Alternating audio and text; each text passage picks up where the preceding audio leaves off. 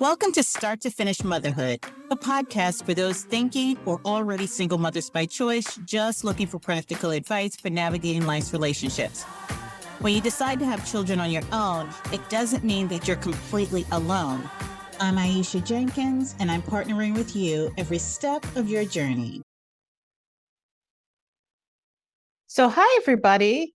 Well, I can't believe that we are at this point, the final episode of season 3.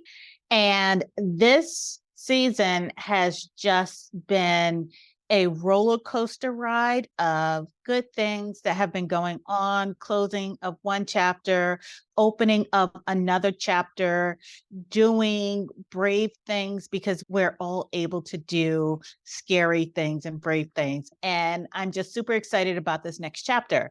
And so this next chapter will open with a hard reset. And the hard reset for me was sitting down and planning an epic trip as a capstone to my sabbatical that involves myself and my 2 children and just going to explore a country that I didn't even know that I needed or wanted to explore.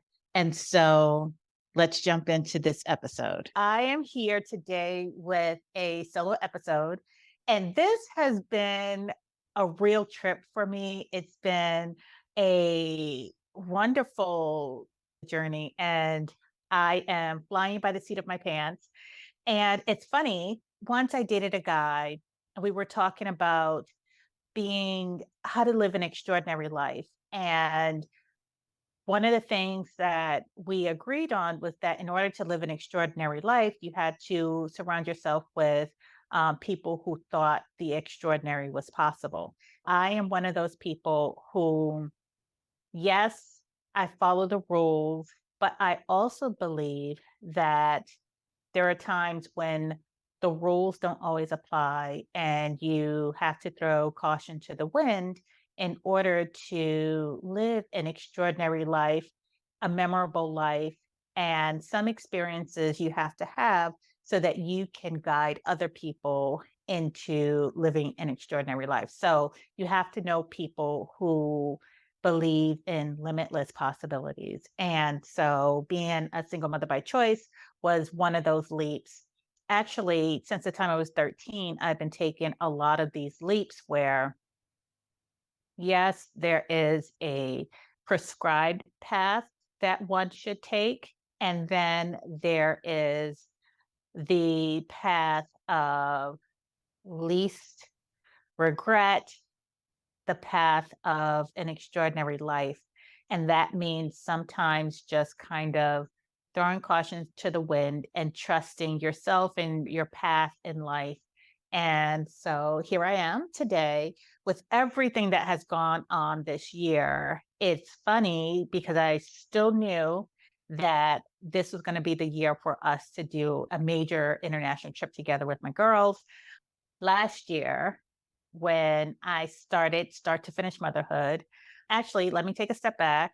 So let's get into the episodes. Back in 2022, when my podcast, Mocha Single Mothers by Choice, now called Black Single Mothers by Choice, when that podcast partnership ended, I found community with Black women. I ended up in a community for Black women who were considering living life outside of the US, the Exodus community, Stephanie Perry. On that journey, I met people who wanted to live an extraordinary life, who wanted to do something different and was not afraid to take the leap.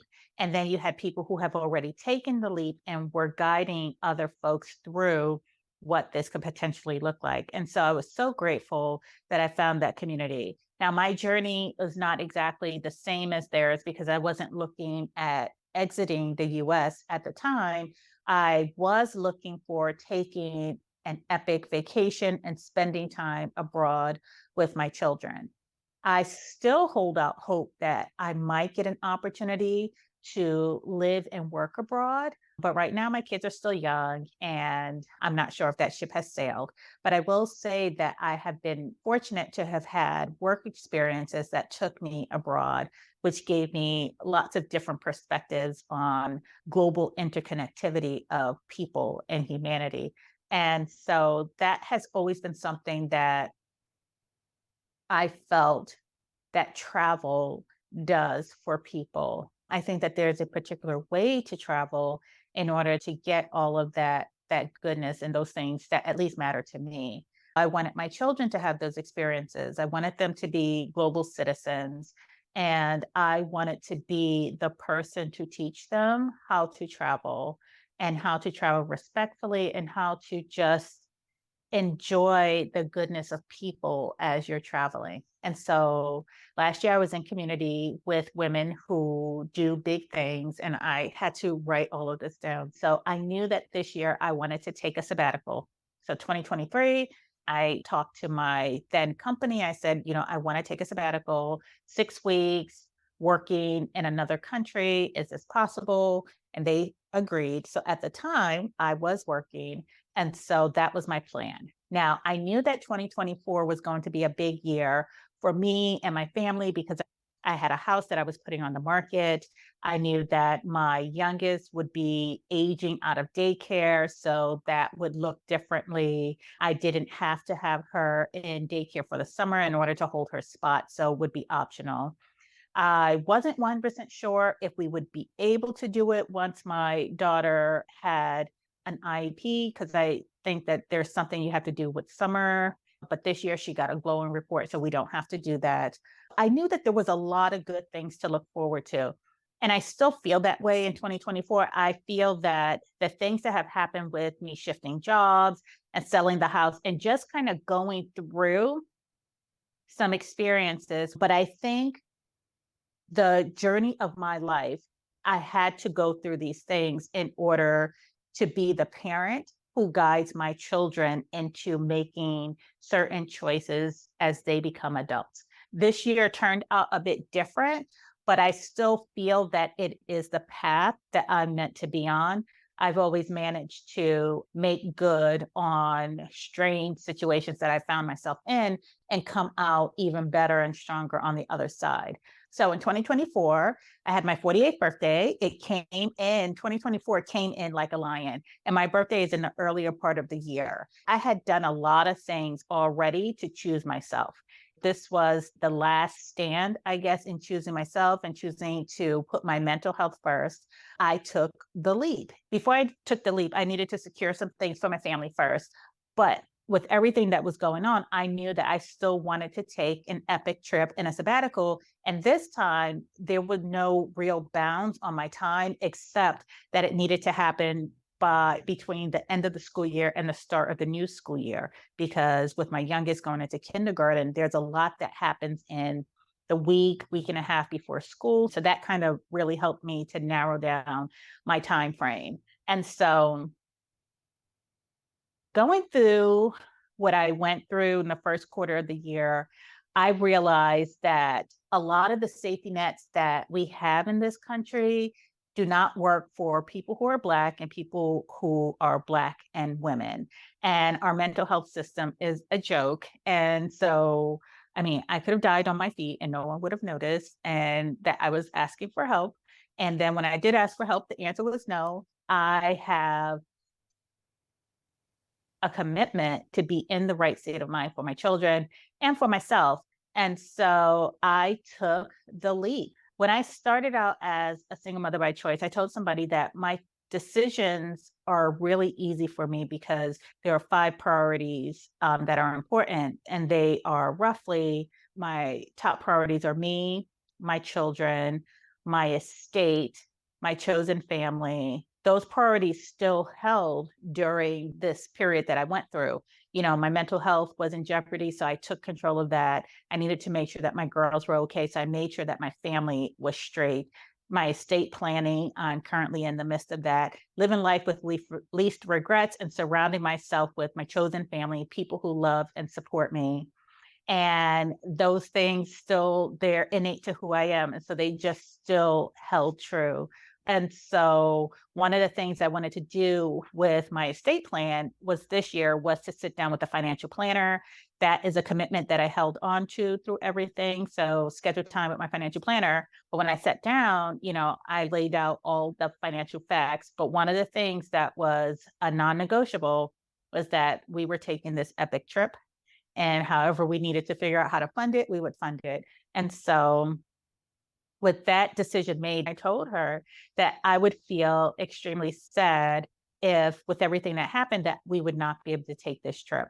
It would have been a regret and a deep regret for me because I don't think that I will have this time again with my girls, with them feeling the right age, with me feeling that it's the right time for me to do this and with no constraints really on my time, and I'm going to do this. So I do have choices, and it's always been important to me to find the choices in any situation, no matter how dire, because we do have choices in how we handle things. I made the decision to take this trip. So let's talk about this trip.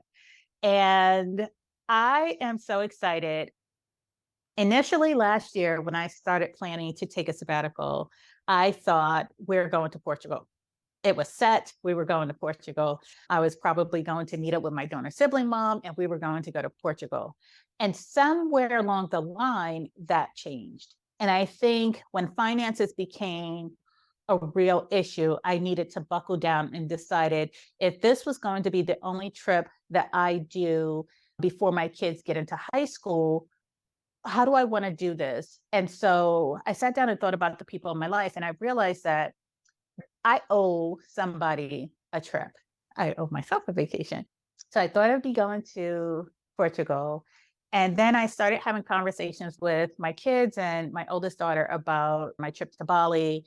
And so it's just like, okay, if I go on vacation, I'm going to take my kids to Bali. And so that put me squarely in Southeast Asia.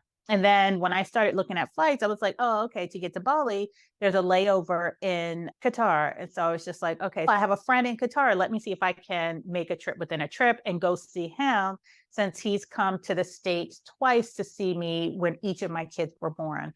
And so I was just like, yeah, I owe this person, this time. So I started talking to him, and he was just like, well, if you're gonna do Bali, why don't you do Sri Lanka? And I was just like, okay, yeah, that's up in the air too. And so, I'd been to Bali twice, and I like going to places that I had never been before. And so I started asking, what is there to do? So finally we got on a call and we sat down, we started going through the details of the trip. I met this guy when I was teaching classes abroad. When we first met, he was my handler because I was teaching for a distributor, and he was my point of contact and I was his responsibility. And so when I first saw him, he looked like this Magnum PI, slick back, jet black hair, sunglasses and everything, and just really tan. And he just looked really cosmopolitan. He turned around and we introduced ourselves. And when you first get to meet people, you're pretty stiff and professional. In this particular class, the class started really early and it ended really early. And so by like 2:30 in the afternoon, I didn't have anything to do. So he was just like, let me show you around. So he took me around to the different sites. And, through the casual showing around, we got to know each other. And so that was the 1 year. I ended up coming back another year to teach a class, and he was my handler again. And so we just kind of really hung out and we connected as friends. And so this would have been about 2006. And so I was young, I was single. This was before I had kids. And, I had just bought my first house. So I was just living the life, and I was just traveling for work and teaching and really enjoying myself. And this is when I was just like, yeah, I think I like traveling. I think I like doing things and going to places where people don't typically go.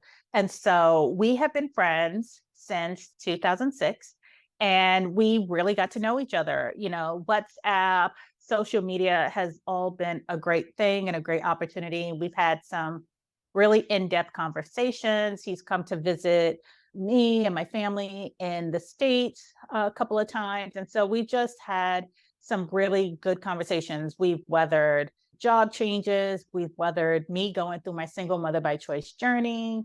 We've weathered the pandemic, just, talked about religion. We just talked about a lot of stuff, different relationship statuses. The kids had always been too young for me to feel comfortable traveling with them. So it's always one thing or the other, either the kids, finances, the world was in a pandemic, or I was trying for another baby. So it just wasn't the right time. And so now it just feels like it's the right time. The kids feel like they're the right age. They are communicative. They know how to listen. They know how to entertain themselves. They're curious. They ask questions. And so they can pull their own luggage. They can go to the bathroom by themselves. So it just feels like a really good time to travel with them. And they seem so excited and enthusiastic about things. And so I feel like it'll be a good time to teach them how to travel. So we are going to do it. And so this is going to be like a 24-hour trip. Yeah. So we're loosely planning this trip.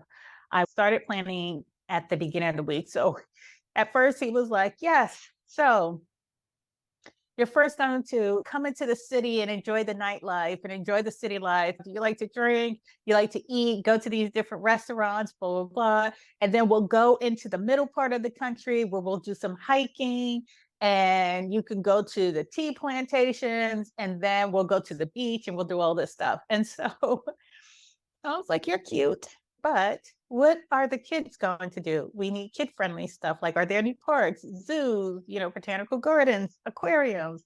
And so he's like, oh, and and so yes, we are traveling with the kids. So it's going to be a different vacation, a different type of vacation than I would have taken as a single woman. And so we had to backtrack all the way back to the beginning. He was like, oh, okay. So I need to consider some parks and some stuff. I was like, yes, I'm traveling with a 5-year-old and a 9-year-old. So we started talking. I was like, so when you say fancy restaurants and all that stuff about food, remember, I have a 5-year-old who will look at food and say, that's okay, I'll have oatmeal, because she's like, I'm not eating that. And then I have a 9-year-old who will lick a green pepper and say, it's too hot, can I have milk? And so Southeast Asia, depending on the style of food, it could be hot, it could be spicy. So I'm just like, so these kids, in order for my kids to stay alive during this trip, I need to have some staple options. So will we have oatmeal at the breakfast table? Because at least let them have one solid breakfast. Will it be someplace where I can get them sandwiches? Desserts are desserts, but I'm just like, what are the eating options? We need to really have a conversation about food. And so then he was telling me about, there was this president or this king who built his temple or his castle on top of this mountain, and we could trek up to the top of the mountain. He was like, oh, so I guess that probably won't be good for Camille. I was like, she's 5. And at the end of the day, she can walk with the best of us. But if she needs a nap and she gets tired, who's carrying her? And so he's just like, oh, so I guess. I was like, how long is the trek? He was like, Cece can't do it. Okay, so then we won't be doing the trek. So then, so we're talking about different things. He was like, we could go to these waterfalls. And I was like, well, Cece's not a swimmer, so it has to be shallow water. He was like, oh, okay. So really the entire trip that he had in mind for, like, I'm going to show you the greatest and the best. And I'm just like, but where are the parks? Because my kids are beach bums. They want to see some parks, and I don't tolerate heat very well. So he's like, it's going to be hot. So, okay. So all of these things in mind, I think that we have a rough itinerary that's going to work for all of us. The scenery, taking a scenic train ride, going to the tea plantations. Like, I drink tea. My girls, they take in beautiful things of the world. As long as the hotel has a pool, they'll get some beach, they'll get some sun, they'll get some fun. We will see things. And hopefully when my friend, so the way we're going to break the trip up is because he already had prior plans. And so I'm going to do the first 2 weeks by myself with the kids. He'll help us arrange everything and arrange a driver, and the driver will take us around and we will have a relaxing vacation. We broke it up into 3 parts. We'll do the city, we'll do the inner part, which is the tea plantations and it's cooler, and then we'll do the beach, and then we'll go ahead and leave from from there. So we'll loop back to the city. And that'll be our 3 weeks. The first 2 weeks will be me with the kids. And then he's going to join us on the last week where we'll do a beach vacation. And hopefully his family can join us. And so the kids will have other kids to play with. And so that's the way we are breaking down the trip. So I'm excited to go to this country I've never been to. I'm excited to travel with my children, for us to experience a lot of firsts together, for them to ask me all the questions, and for them to see the good and the humanity of other people, of the world, hear different languages, experience a long air flight. Preparing for a trip is just as much fun as actually doing the trip. I hope that we build in enough rest so we're not tired, we're not exhausted, our days are not jam-packed, that we're just genuinely getting out and just enjoying the trip. And then, as I am looking for new jobs, I'm telling everybody I can't start until August because I really want to protect this time with my kids. I might not get it again. And I want to enjoy the memories and take lots of pictures and experience it with my girls and go on this trip with a friend who's excited to show me the places he loves, and for my children to spend time with a trusted male. And so there you have it. I get to mark another country off my checklist and get another stamp in my passport. So this would be part 2 of the preparing for an epic trip. I started last year when I was talking to Black expat mom. And at the time I was thinking Portugal. Now in part 2, I've settled on Sri Lanka. And now I am planning with a friend. So hopefully stay tuned.